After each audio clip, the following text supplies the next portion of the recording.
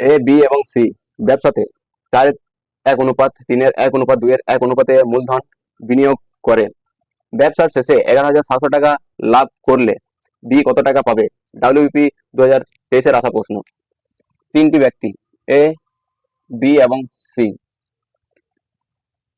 4:1, 3:1, 2:1। এর নিচের সংখ্যাগুলির এলসিএম নিলে হয়ে যাবে 12। 4×3=12,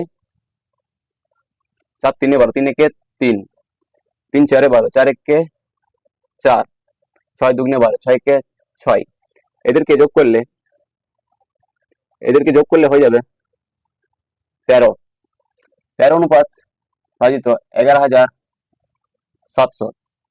তাহলে 1 অনুপাতে যাবে 9।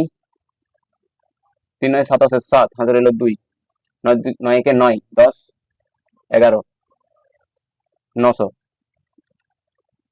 1 অনুপাত সমান 900 হলে বি সমান 4 অনুপাত। 4 গুণিত 900 করলে হয়ে যাবে 3,600। Option D right answer.